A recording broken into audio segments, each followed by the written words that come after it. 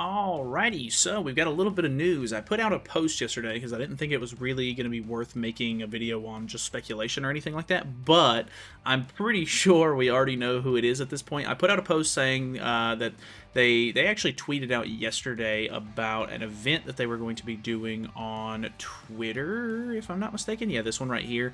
And it's basically going to be the lead up into the next LR character that they're going to be releasing. So they basically were just like, oh, hey, like if you have any guesses or whatever, if you participate, you can get some rewards and everything like that, which is pretty cool.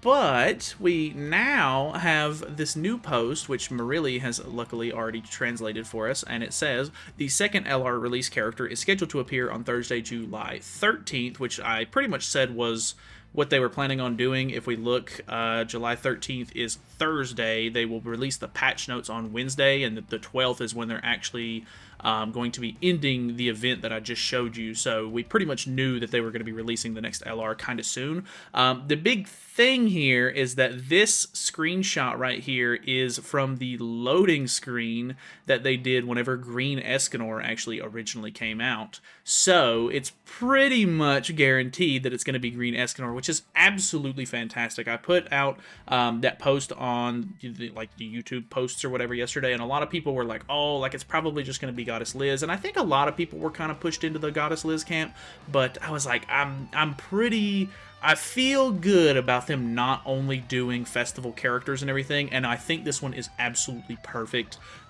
They're basically trying to like play on the hype characters that were like super big when they originally released, and obviously Green Escanor was a big one because he got his own summon animation and everything.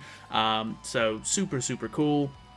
Really looking forward to seeing how this sort of works out. I'm not 100% sure what they can do for him, but if we go over to Grand Cross Database and we look at Green Escanor, he has some really old, outdated cards, so they could definitely add some really nice new modifiers to them.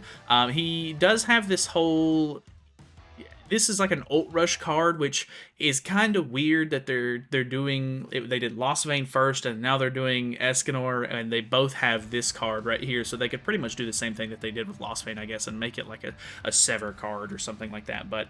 Lost Vein literally has the same thing, where if you get it at level 2, it gives you an extra orb. If it gives it at level 3, it gives you 2 extra orbs, so it's really nice for ult rushing. Obviously, Escanor doesn't have like a rank up mechanic like Lost Vein does, so you won't be able to like necessarily like ult rush super fast with it unless you bring in some sort of rank up character, or they add some sort of rank up to his kit. But there's a lot that they could do with this guy. They have the Ignite and everything, which removes buffs on level 2. Not 100% sure what all they could do. If they made this like an Infect, well, I don't know. Lost Vein just got an Infect, so I don't necessarily think that they should just keep making the exact same cards. I guess they just really hit the nail on the head with Lost Vein and made him like pretty much perfect, I guess, with his rework. But yeah, they pretty much have a decent idea around the character. They don't have any... There's no skill effect or anything like that on his ultimate, which I think is really funny.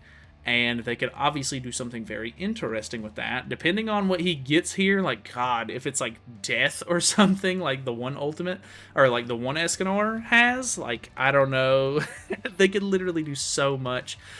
He's kind of just like a blank canvas. So it's very interesting. He does already have a Holy Relic, which is pretty interesting, whereas Lost Vein did not have his relic just yet. So I don't like this character's Holy Relic, to be honest. It increases attack by a value equal to 50% of the hero's defense at the start of the battle. So I don't know if they're going to try to play into the Holy Relic and maybe do something to give him higher defense. Maybe, I know that they do end up kind of reworking the stats and everything, which could be kind of good if they just obviously increases defense. But he always had a really cool passive to me, which is removes buffs and debuffs and becomes immune to debuffs when the hero's ultimate move gauge is completely filled.